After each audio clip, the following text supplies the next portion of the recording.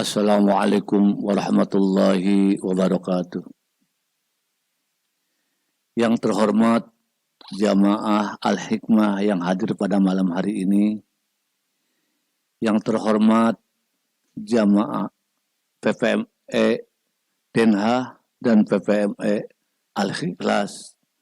Sahabat-sahabat Tembok Ati yang kami cintai, yang kami muliakan, Bapak Kiai Haji Hasyim Subadi.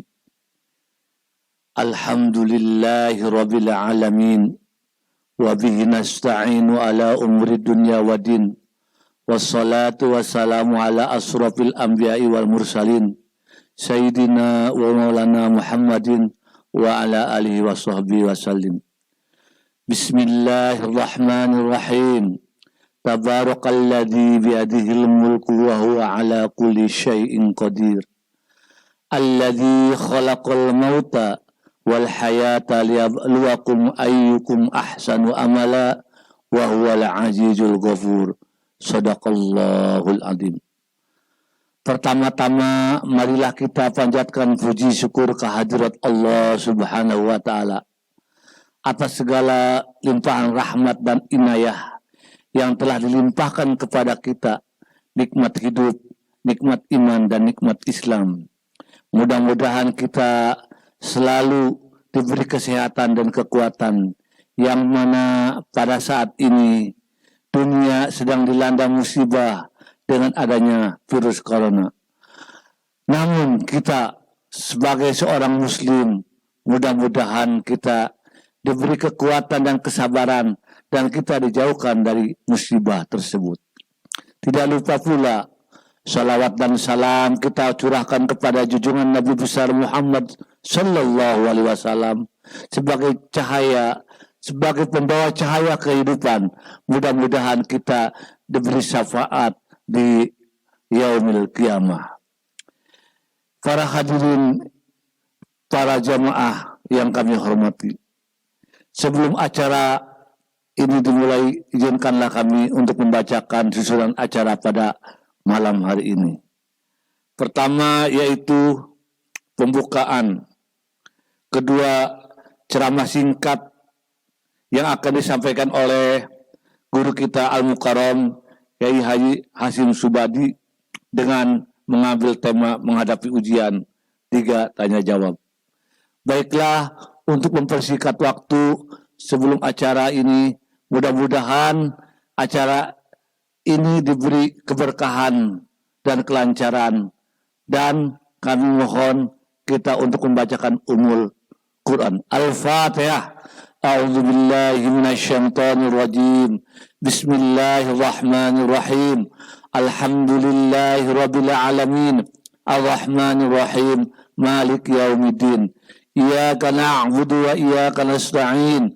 Ihdinas siratal mustaqim, siratal ladzina an'amta 'alaihim ghairil maghdubi 'alaihim waladhdallin. Terima kasih. Untuk mempersingkat waktu, kami persilakan kepada Al-Mukarram untuk memberikan tausiahnya. Tempat dan waktu telah kami persilahkan. Assalamualaikum warahmatullahi wabarakatuh.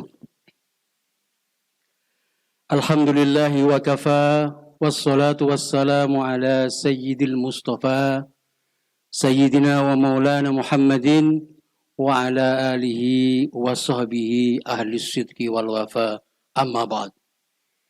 Yang saya hormati, yang saya muliakan para jamaah Masjid Al-Hikmah yang hadir di sini, yang saya hormati, yang saya muliakan jamaah PPME Amsterdam yang saya hormati, yang saya hormati, yang saya muliakan anggota simpatisan jamaah Tombok Ati yang ada di Denha dan sekitarnya. Dengan mengucap syukur alhamdulillahirabbil alamin, pada malam hari ini kita dapat bertemu baik secara fisik yang ada di sini dan bertemu secara online. Alhamdulillah pada kesempatan ini dapat terlaksana. Mudah-mudahan usaha kita untuk bertolabul ilmi, mencari ilmu, mendapatkan keberkahan dari Allah Subhanahu wa taala, dan mudah-mudahan pula kita yang hadir di sini dan yang mengikuti pengajian secara online ini akan senantiasa mendapatkan rahmat dan petunjuk dari Allah Subhanahu wa taala. Bapak-bapak, hadirin hadirat yang dimuliakan oleh Allah Subhanahu wa taala, dalam kesempatan ini marilah sekali lagi kita bacakan sholawat Nabi Allahumma sholli ala Sayyidina Muhammad dengan harapan dan dengan tujuan mudah-mudahan sholawat kita dan bacaan-bacaan sholawat kita dibalas oleh Allah Subhanahu wa taala dengan balasan yang sangat berguna untuk kehidupan kita. Dan yang lebih penting lagi, mudah-mudahan kita semua, baik yang hadir di sini maupun yang mengikuti secara online, tergolong umat Rasulullah Sallallahu Alaihi Wasallam yang kelak mendapatkan syafaat di yaumul qiyamah nanti insya Allah. Hadirin hadirat yang dimuliakan oleh Allah Subhanahu wa taala, pada kesempatan malam ini izinkanlah kami untuk menyampaikan sebuah materi terkait dengan bagaimana mengatasi ujian ini. Quran surat Al-Baqarah menyebutkan, A'udzubillahi minasyaitonirrajim, Bismillahirrahmanirrahim. Am hasibtum an tadkhulul jannata walamma ya'tikum mathalul ladzina khalau min qablikum massatuhumul ba'sa'u wadh-dharra'u wa zulzilu hatta yaqula ar-rasulu wal ladzina amanu ma'ahu mata nasrullah ala inna nasrullahi qarib. Yang artinya, apakah kamu mengira bahwa kamu akan masuk surga padahal belum datang kepadamu cobaan sebagaimana halnya orang-orang terdahulu sebelum kamu, mereka ditimpa oleh malapetaka dan kesengsaraan serta digoncangkan dengan bermacam-macam cobaan, sehingga berkatalah Rasul dan orang-orang yang beriman bersamanya, bilakah datangnya pertolongan Allah, ingatlah sesungguhnya pertolongan Allah itu amat dekat sekali. Hadirin, ayat ini menyiratkan bahwa kita umat muslim kadang-kadang merasa bahwa selama ini kita sudah merasa cukup banyak amal-amal yang kita lakukan. Tetapi ketika kita merasa tersebut bahwa kita sudah beramal banyak, bersolat, sudah tepat waktu, berzakat, sudah sesuai dengan yang disyariatkan, bersedekah sesuai dengan yang dianjurkan, terus kemudian bermuamalah sesuai yang dituntunkan, kemudian kita ada perasaan bahwa apa yang sudah kita lakukan ini seolah-olah sudah menjadi kunci untuk masuk surga. Kemudian disinggung dalam ayat ini, kamu jangan mengira bahwa kamu akan segampang itu bisa masuk surga. Padahal kamu belum pernah ditimpa olehmu seperti kaum-kaum terdahulu. Ini adalah sebuah pelajaran bagi kita agar kita jangan cepat terasa, jangan tepat merasa bahwa amal-amal yang kita lakukan ini dapat menjadi support kita untuk masuk surga sehingga kita menjadi tidak bersemangat lagi. Di dalam sebuah ayat lain disebutkan dalam rentetan yang sama, A'udzubillahi minasyaitonirrajim, Bismillahirrahmanirrahim. Am hasibtum an tadkhulul jannata walamma ya'lamillahu alladhina jahadu minkum wa ya'lamas sabirin. Apakah kalian wahai orang-orang mukmin mengira bahwa kalian akan masuk surga tanpa ujian dan kesabaran yang memperlihatkan siapa orang-orang yang benar-benar jihad di jalan Allah dan bersabar terhadap cobaan yang tengah dihadapi di medan jihad. Kalimat jihad, sebagaimana yang telah kita ketahui, asal katanya adalah kalimat juhdun. Jihad kemudian ada 3 kalimat. Urutannya yang pertama adalah ijtihad, yaitu kita jihad dengan merencanakan terlebih dahulu. Setelah rencana itu kita lakukan, baru kemudian kita jihad Yang kedua adalah mempraktekkan dari rancangan yang telah kita lakukan sebelumnya. Setelah kemudian kita melakukan jihad, melaksanakan itu, kemudian yang terakhir adalah mujahadah. Contoh seperti ini. Kita rencana subuh nanti akan datang ke Masjid Al-Hikmah. Subuh jam berapa, Pak Adik? Hari ini? 5:30. Kita harus merencanakan bahwa minimal jam 5 sudah harus keluar rumah. Perjalanan antara rumah dengan masjid sekitar 20 menit. Jadi jam 5 kita sudah harus keluar, sampai di masjid jam 5:20 menit.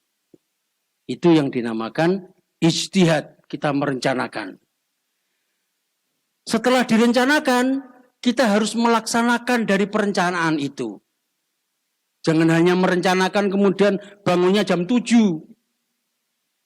Kita harus merencanakan jam 5 persis kita harus sudah bangun, kita sudah harus siap-siap di bawah, berangkat, dan kemudian sampai di sini jam 5:20 menit.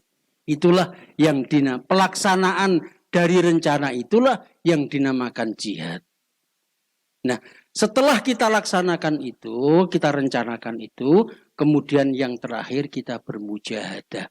Minta pertolongan Allah, mudah-mudahan nanti jam 5 dibangunkan oleh Allah dan kemudian dimudahkan, diringankan untuk menuju cita-cita, yaitu keinginan untuk berjamaah sholat subuh pada jam 5:30 menit. Ini kalimat yang tersembunyi di dalam kalimat jihad tersebut. Inilah jihad yang sebenarnya. Kemudian setelah ini, setelah Anda gabungkan jadi satu, kemudian Anda bertawakal, sabar. Disinilah kemudian kita tergolong wa ya'lamas shabirin. Tergolong orang-orang yang bersabar. Mungkin ini pembukaan ya Pak Adik. Mudah-mudahan pembukaan singkat ini bisa bermanfaat. Dan selanjutnya marilah kita lanjutkan dengan acara pertanyaan. Demikian dari kami. Wabillahi taufik wal hidayah wal afu minkum. Wassalamualaikum warahmatullahi wabarakatuh. Al-Mukarram yang telah memberikan tausiah walaupun singkat begitu padat. Baiklah, kita mengejak kepada acara pertanyaan. Kami persilahkan yang ada di majelis ini untuk langsung aja kepada beliau. Kami persilahkan.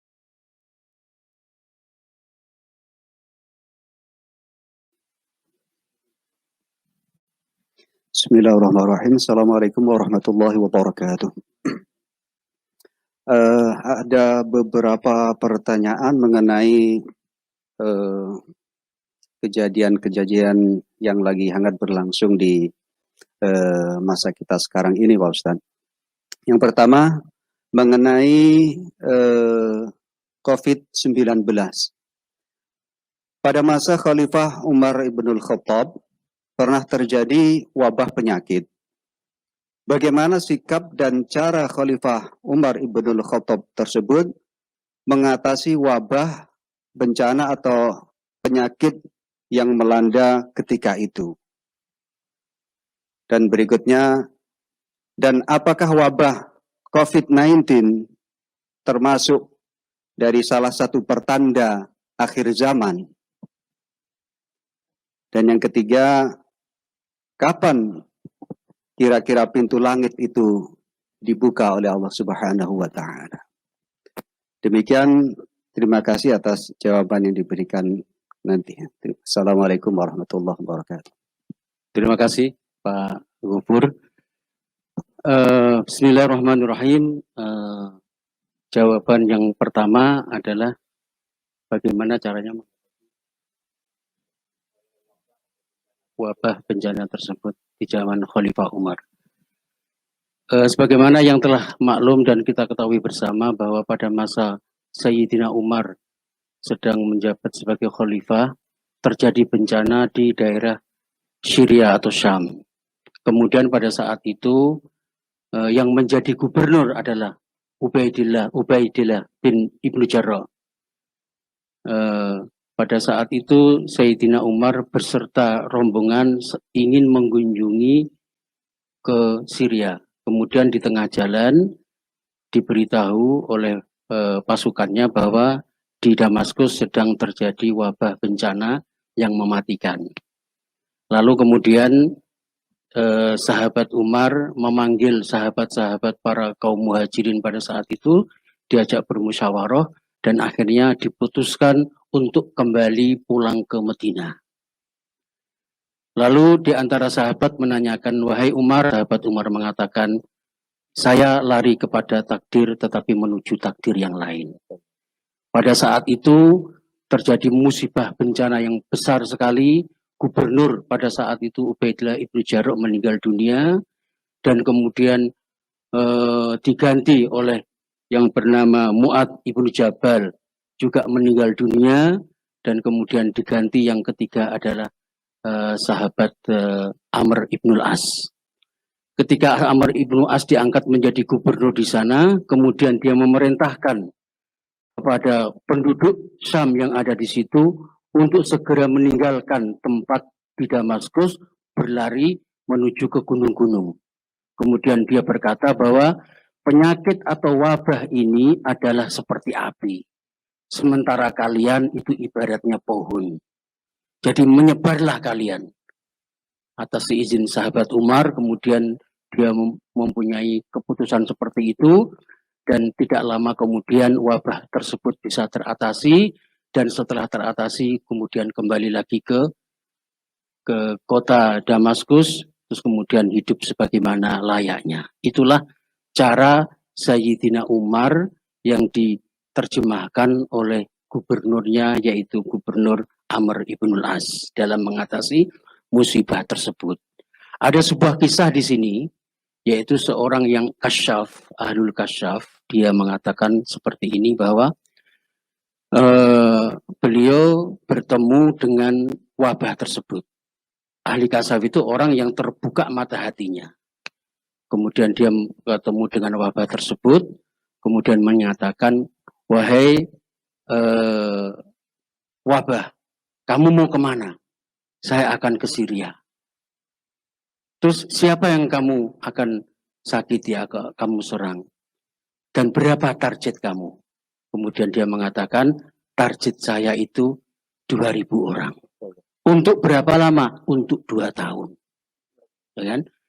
Kemudian setelah masa 2 tahun itu berlewat, kemudian si orang yang ahli kasyaf ini ketemu lagi dengan wabah penyakit itu. Kemudian ditanyakan, wahai wabah, sudah selesai? Sudah. Saya sudah menjalankan tugas, saya diperintahkan oleh Allah, saya menjalankan tugas dengan sebenarnya. Setelah itu, jumlah yang korban adalah 50.000 orang. Loh, kenapa kok jadi 50.000 orang? Padahal waktu itu kamu bilang pertama hanya 2.000 orang. Yang selanjutnya adalah mereka ketakutan. Kalau mereka ketakutan, mereka pada berlarian, maka kemudian mereka akhirnya meninggal dunia. Dan itu bukan urusan saya. Ya, oleh karena itu, maka kemudian di sini ada nasihat yang paling penting yang didengungkan oleh Ibnu Sina atau Avicenna yang mengatakan adalah al-wahmu nisfudda wal itmi'nan nisfuddawa was-sabru bidayatus syifa. Kepanikan adalah separuh daripada penyakit. Dan ketenangan adalah separuh daripada obat. Dan yang terakhir, kesabaran adalah permulaan daripada kesembuhan. Ini yang paling penting dalam menghadapi cobaan musibah, khususnya COVID yang terjadi di seluruh dunia ini. Kita tetap mengikuti cara-cara dan aturan-aturan yang telah ditentukan oleh pemerintah. Kita ikuti dengan cara sedikitkan komunikasi dengan masyarakat, kegiatan dikurangi, mengurungkan diri di rumah, dan kemudian dengan cara membersihkan semua, khususnya ketika kita baru dari luar, kita cuci tangan dan lain sebagainya. Itu jawaban yang pertama ya. Terus kemudian yang kedua adalah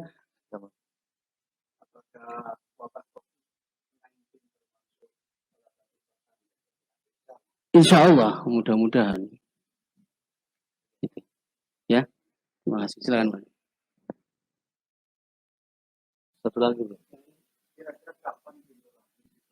Oh, kapan kira-kira pintu langit dibuka dan kapan pintu langit kira-kira ditutup, gitu ya.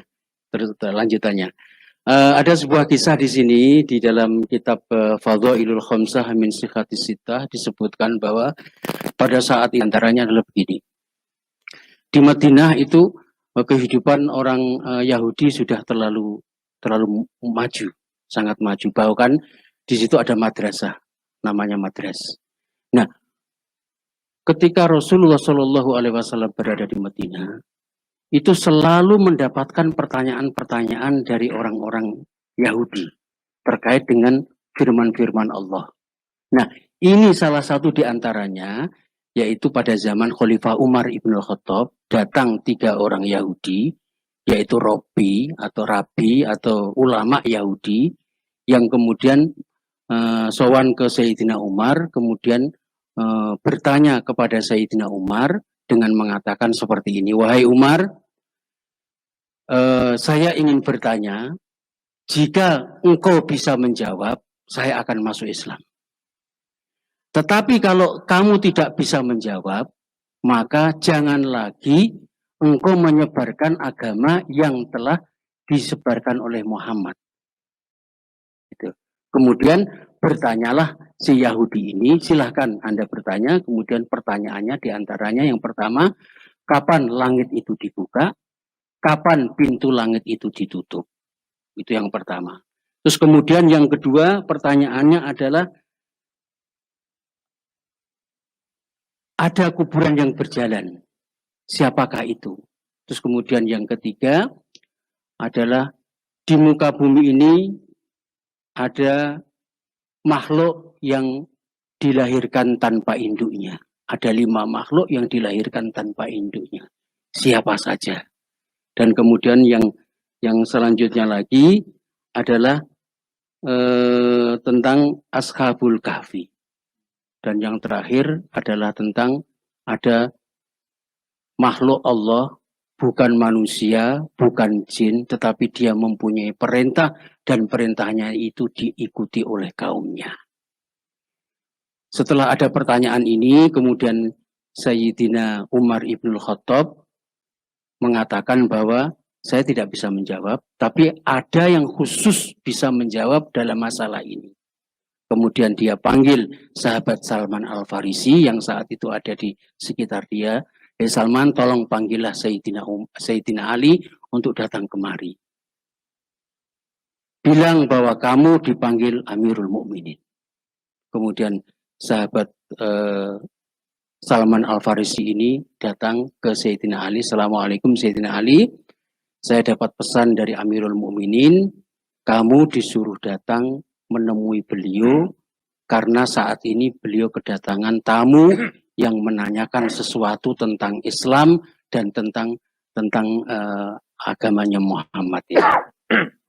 Kemudian sahabat Ali radhiyallahu anha langsung mendatangi Sayyidina Umar, walaupun pada saat itu dia ada konflik, ada permasalahan, tetapi dia tinggalkan itu semuanya, dia ambil burdah, yaitu selendangnya, langsung menemui Sayyidina Umar. Kemudian sampai di situ, setelah menemui Sayyidina Umar, kemudian Sayyidina Umar mengatakan, hei Ali, ini ada 3 orang Yahudi, Rabi Yahudi yang menanyakan tentang beberapa hal. Dia berjanji akan masuk Islam jika bisa menjawab pertanyaan-pertanyaan ini, dan jika tidak dapat menjawab pertanyaan ini, maka dia menginginkan supaya agama Muhammad ini jangan disebarkan. Terus kemudian Sayyidina Ali menjawab, silakan, hei Yahudi, silakan Anda bertanya. Kemudian bertanya, yang pertama, kapan pintu langit itu dibuka? Kemudian Ali radhiyallahu an menjawab, pintu langit dibuka ketika Anda mengucapkan kalimat tauhid la ilaha illallah Muhammadur Rasulullah. Itu pintu langit dibuka. Dan kemudian yang kedua, kapan pintu langit ditutup? Pintu langit ditutup ketika Anda musyrik mensekutukan Allah. Jadi, kalau Anda sudah mensekutukan Allah, maka pintu langit akan tertutup. Itu jawaban yang kedua. Kemudian jawaban yang ketiga terkait dengan kuburan yang bisa berjalan. Yang dimaksud ini, jawaban Ali yang dimaksud ini adalah Nabi Yunus ibnu Matta. Dalam sebuah kisah disebutkan Nabi Yunus itu berada di kaum namanya di suku Nefeh. Dia berdakwah kepada kaumnya dan kepada rajanya. Terus kemudian dia mengatakan bahwa kalau Anda tidak bertobat kepada Allah selama 40 hari ini akan datang siksa Allah. Dalam hari yang ke-39 ternyata azab itu belum turun. Kemudian Nabi Yunus ini akhirnya putus asa dan akhirnya dia pergi meninggalkan kaumnya. Terus setelah dia naik kapal, kemudian dia melihat mendung semakin tebal dan itu pertanda bahwa azab Allah akan turun. Dan ketika mendung semakin tebal ini, para kaumnya dan rajanya mencari Yunus untuk bertobat kepada Allah. Tetapi Nabi Yunus dicari tidak ada. Karena Nabi Yunus sudah meninggalkan tempat penduduk Nefeh itu tersebut. Lalu kemudian di tengah perjalanan Nabi Yunus naik kapal itu, kemudian terjadi gelombang yang sangat besar dan kemudian diundi sampai beberapa kali. Ada yang menyebutkan sampai 3 kali keluar nama Nabi Yunus itu, dan akhirnya singkat cerita Nabi Yunus dibuang ke laut. Setelah dibuang ke laut, kemudian dia masuk ke dalam mulutnya ikan nun, dan disitulah dia terkubur di dalam perutnya ikan nun. 3/8 ya. Nah, di dalam kuburan itu, di dalam perutnya ikan nun itulah kemudian Nabi Nuh bertasbih minta ampun kepada Allah dengan mengucapkan tasbih la ilaha illa anta subhanaka inni kuntu minadh dhalimin. Kemudian singkat cerita, seandainya falaula annahu kana minal musabbihin, seandainya Nabi Yunus ini tidak bertasbih, lala bisa fi batnihi ila yaumi yub'atsun. Maka tentunya kalau dia tidak bertasbih seperti itu, tentunya dia akan dikubur di dalam perut ikan nun itu sampai hari kiamat. Itulah yang disebutkan kuburan bisa berjalan. Terus kemudian yang keempat adalah ada 5 makhluk yang dilahirkan tanpa induknya. Yang pertama adalah Nabiullah Adam alaihissalam. Yang kedua adalah Siti Hawa. Nabiullah itu lahir tanpa dilahirkan oleh ibunya. Siti Hawa juga sebagaimana yang kita ketahui dilahirkan tanpa ibunya. Kemudian yang ketiga adalah ontanya Nabi Soleh. Itu keluar dari batu. Terus kemudian yang ketiga adalah tongkat Nabi Musa yang menjadi ular. Itu juga bukan keluar dari induknya. Dan yang terakhir adalah kambingnya pengganti lahirnya Nabiullah Ismail alaihissalam. Itulah 5 makhluk Allah yang berada di muka bumi ini yang tidak keluar dari induknya. Setelah mendapat jawaban tersebut, 2 orang Yahudi mengucapkan kalimat syahadat asyhadu an la ilaha illallah wa asyhadu anna Muhammadur Rasulullah. Tetapi 1 Yahudi tidak. Masih ada 1 pertanyaan, ya Ali. Kalau yang itu 2 itu silahkan dia masuk Islam. Ini masih ada 1 lagi. Coba kalau kamu bisa menjawab pertanyaan ini, saya akan masuk Islam. Pertanyaan yang terakhir ini adalah terkait dengan pertanyaan seorang makhluk yang bukan manusia dan bukan jin, tetapi dia memberi perintah dan perintahnya itu didengarkan oleh kaumnya.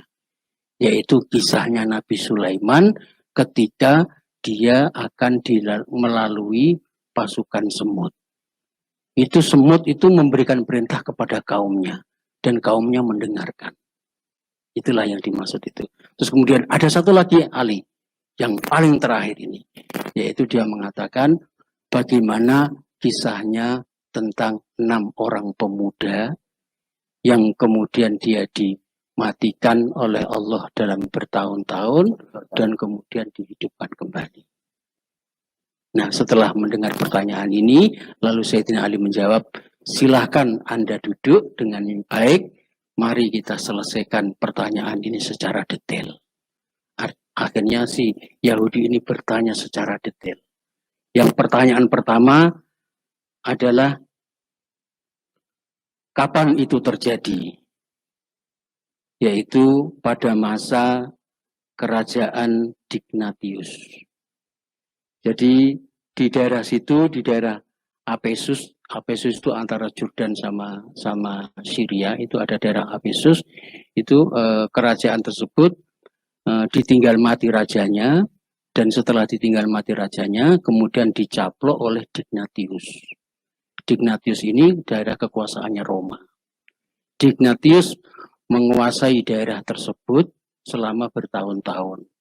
Kemudian si Yahudi ini bertanya, berapa luas kerajaan tersebut?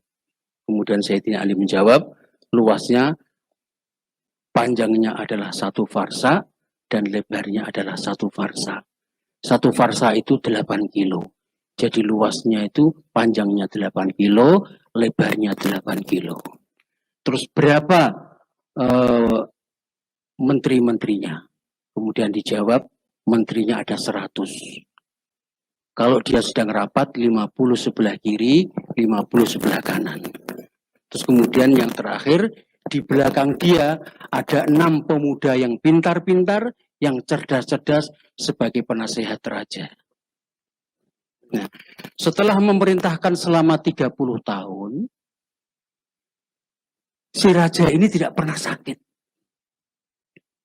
Kemudian dia bertanya kepada para menterinya, hei para menteriku, pernahkah kamu lihat bahwa saya ini pernah sakit? Batuk-batuk, sakit kepala atau apa, pernahkah? Kemudian dia menjawab, tidak pernah ya raja. Terus rajanya bertanya, kalau tidak pernah sakit itu berarti apa? Berarti Tuhan. Mau kamu menyembah aku sebagai Tuhan? Kalau kamu mau menyembah aku sebagai Tuhan, maka kamu akan aku bahagiakan kehidupan duniamu. Maka dari situlah kemudian 6 pemuda ini pengikut Nabi Musa alaihissalam. 6 pemuda ini akhirnya lari setelah mereka rapat, kemudian mereka menyepakati bahwa ini adalah sesuatu yang mungkar, dan mana mungkin dia menjadi Tuhan, wong kita yang berenam selalu memutuskan kok dia sebagai Tuhan.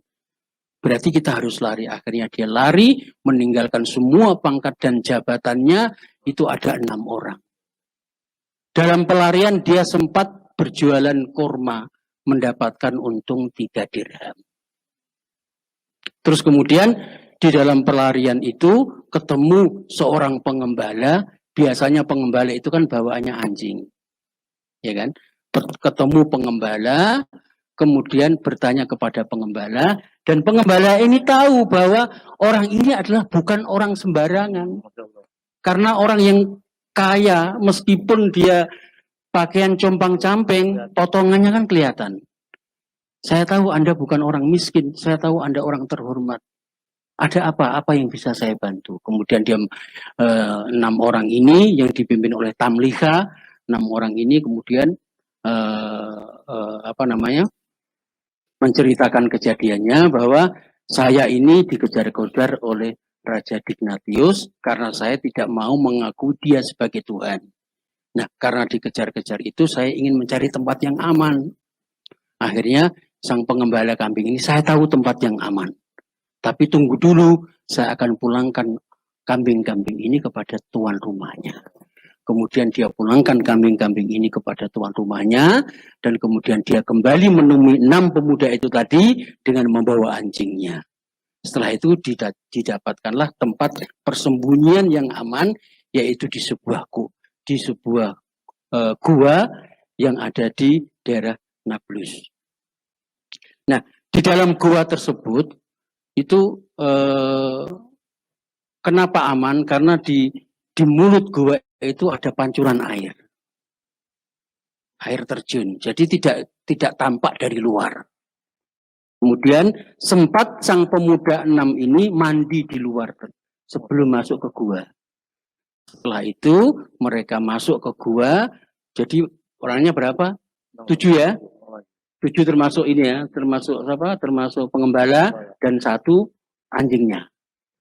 Ya, 6 orang pemuda, 1 tambah pengembala, 1 anjingnya. Semuanya masuk ke dalam gua karena dia kecapean, akhirnya dia tidur. Sama yang mengembala, sama anjingnya juga ketiduran.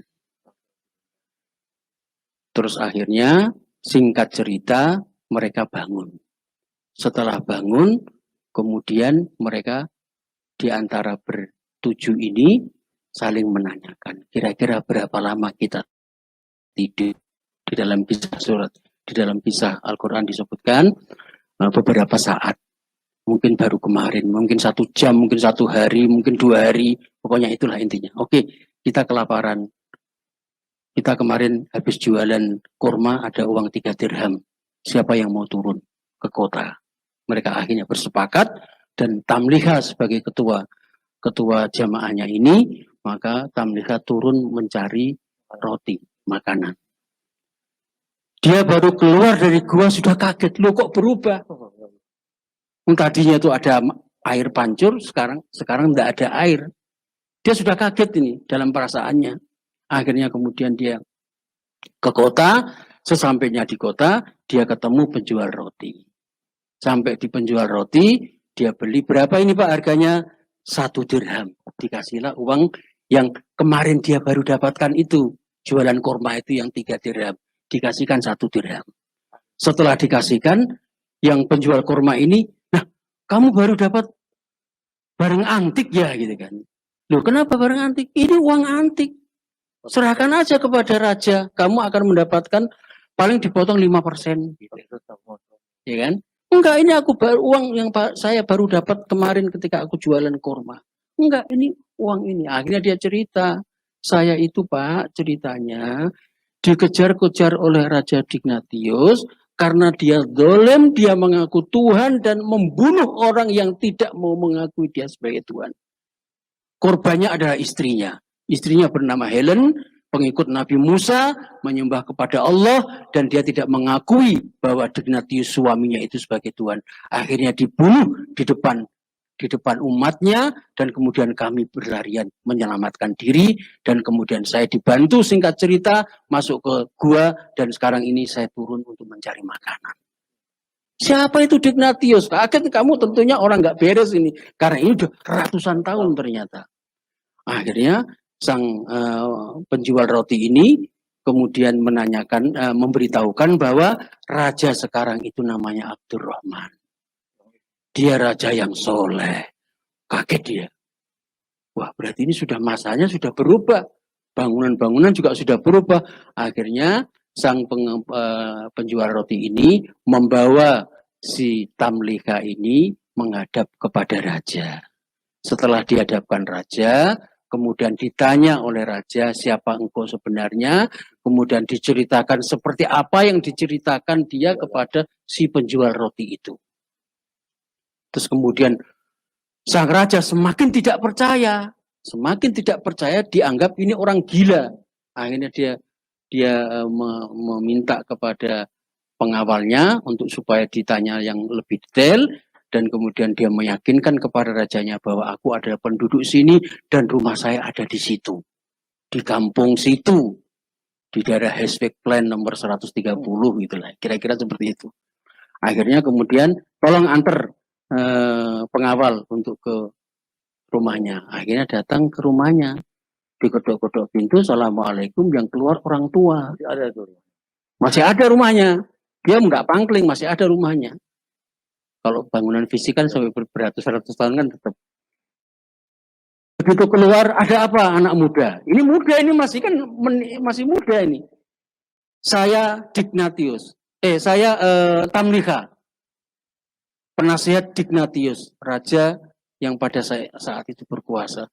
Tamliha, oh ini moyang saya katanya. Ini kakek moyang saya. Saya mendapatkan cerita dari kakek-kakek bahwa saya mempunyai keturunan dari Tamliha ini yang dia itu menghilang saat ada kejadian dia tidak mau menyembah Raja Dignatius. Nah, akhirnya geger satu kampung itu geger dan kemudian mengarak si Tamliha itu, ayo saya tunjukkan 6 orang yang ada di atas bukit.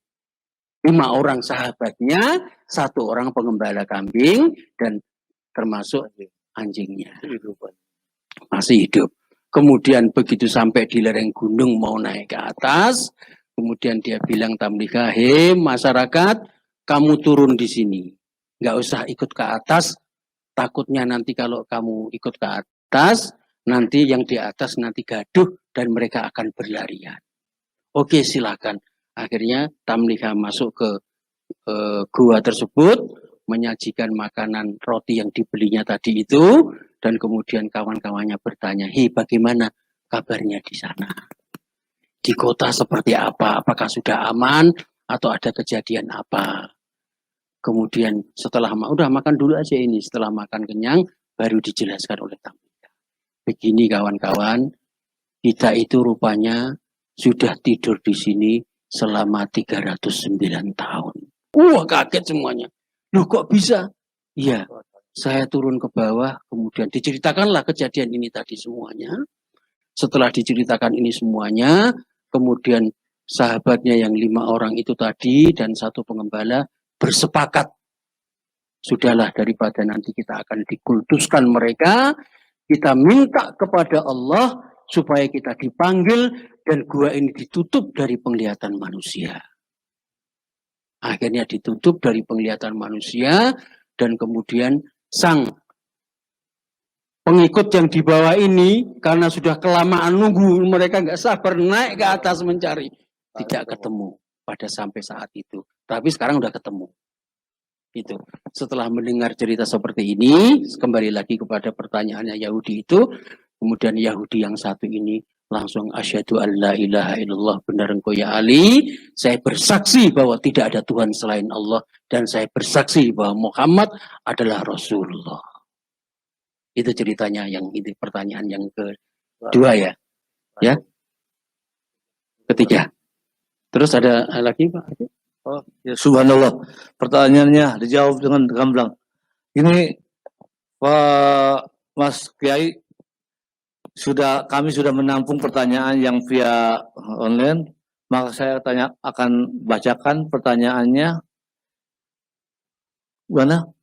Bagaimana hukum puasa bagi saya yang saat ini telah divonis gula dan dianjurkan oleh dokter untuk tidak melakukan puasa, dan mohon diberikan amalan zikir dan Al-Quran agar Allah angkat penyakit tersebut. Satu pertanyaan. Ya, terima kasih. Ya, hadirin semua yang saya hormati, ada 4 golongan yang tidak diwajibkan untuk sholat atau dia mendapatkan pengecualian. Ya, yang pertama adalah orang yang sakit. Khusus seperti ini tadi, dia kan tergolong orang yang sakit dan divonis tadi ya, divonis oleh dokter bahwa dia dianjurkan untuk itu dia termasuk dalam golongan yang 4 ini.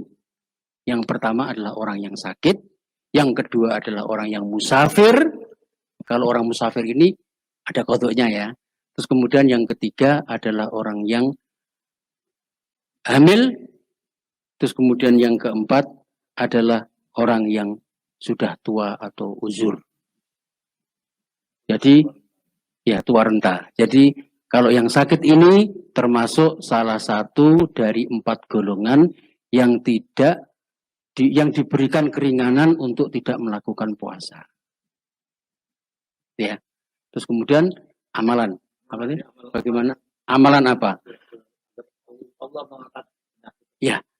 Kalau amalan ini sebagaimana yang telah kita ketahui bahwa ada sebuah kisah yang menarik sekali tentang kejadiannya Nabi Ayub. Ya.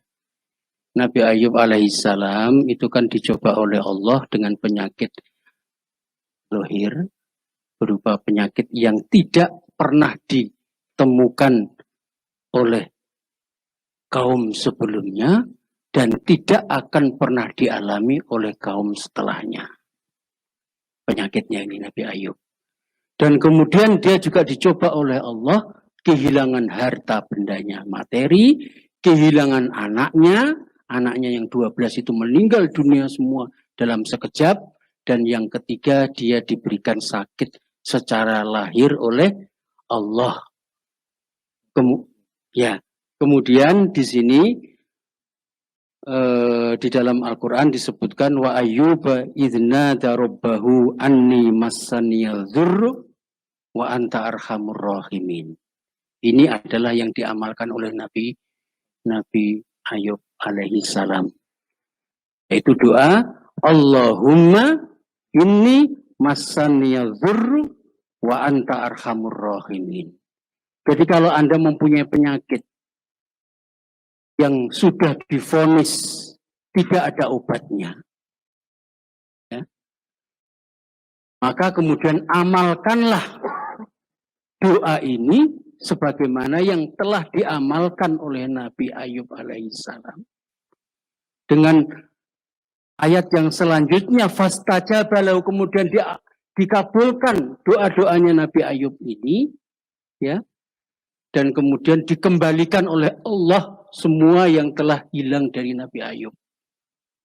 Dalam waktu sekejap, Nabi Ayub kemudian sembuh, dan kemudian Nabi Ayub mendapatkan hartanya lagi, dan kemudian dia mendapati istrinya hamil, kemudian melahirkan anak kembar sampai 6 kali, yaitu jumlahnya 12, seperti yang meninggal pada saat itu 12. Jadi total anaknya Nabi Ayub 24.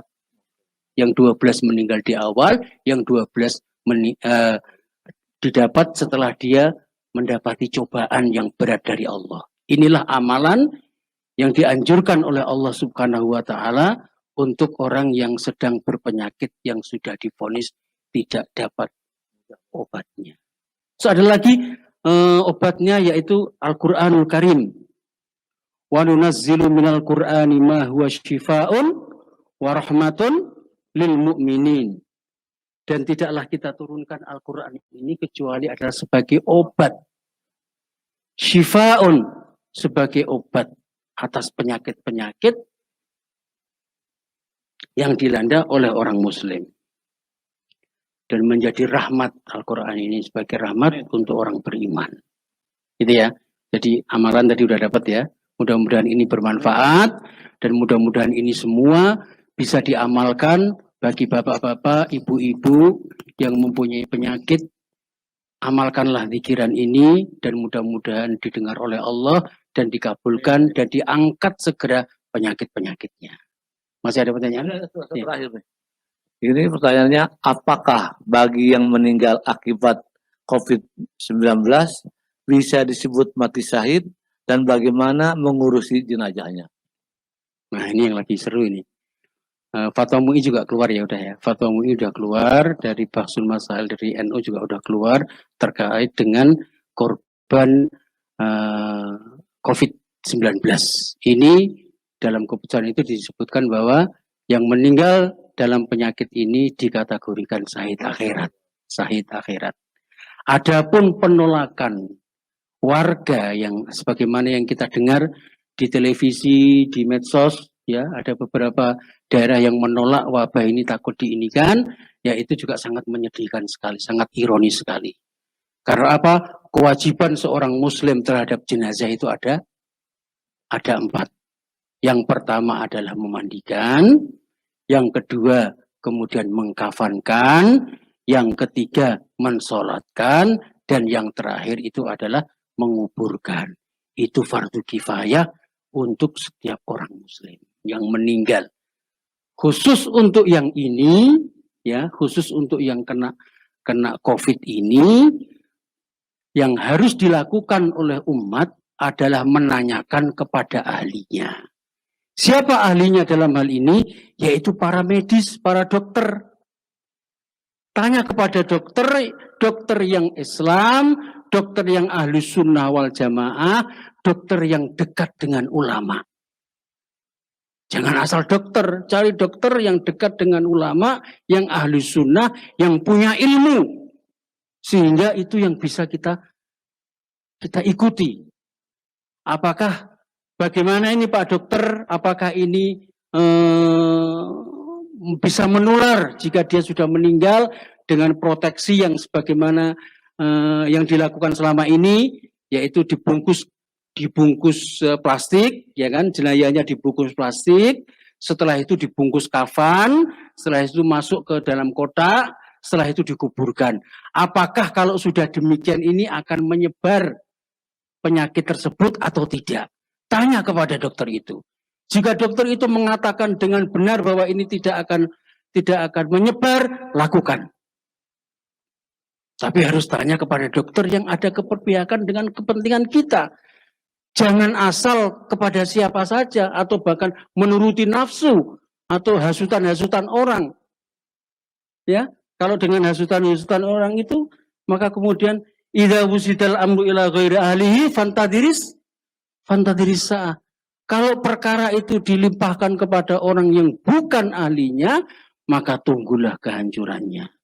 Maka kemudian di sini tadi jawabannya bahwa yang mati dalam keadaan kena penyakit COVID ini termasuk syahid akhirat, ya. Terus kemudian untuk penguburannya tetap harus dilakukan sebagaimana kewajiban kita. Kalau Anda tidak tahu, tanya kepada yang tahu. Itu Pak De, ya. Jelas ya insya Allah. Sudah tidak ini lagi, luar biasa ini ya Mas Yai, subhanallah, ini pertanyaan dan jawabannya begitu gamblang dan sangat banyak sekali. Insya Allah para bapak-bapak, ibu-ibu yang masih ada pertanyaan, insya Allah kami dari pengajian ini akan diadakan setiap hari Ahad, insya Allah jam 8 dan minggu yang akan datang sebelum menginjak Ramadan, insya Allah. Jadi itulah pengajian yang sesingkat ini, mudah-mudahan membawa keberkahan dan ilmu dan wawasan bagi kita. Dan insya Allah kiai muda kita ini banyak sekali fikroh-fikroh yang aktual. Mudah-mudahan kita mengikuti pengajian ini dan supaya semangat kita diberi kekuatan lahir batin dan diberikan ilmu untuk bekal kita insya Allah.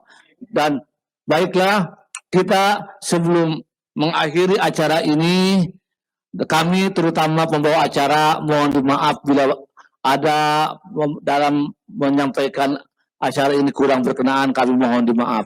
Dan baiklah, sebelum mengakhiri acara ini kita baca dengan surat majelis pertama, yaitu membaca surat Al-Asr. Bismillahirrahmanirrahim. Wal 'asr innal insana lafi khusr illa alladziina aamanu wa 'amilus shalihat wa tawashaw bil haqq wa tawashaw bis sabr. Bismillahirrahmanirrahim. Subhanakallahumma wa bihamdika asyhadu an la ilaha illa anta astaghfiruka wa atubu ilaik. Sekian dari kami. Wassalamualaikum warahmatullahi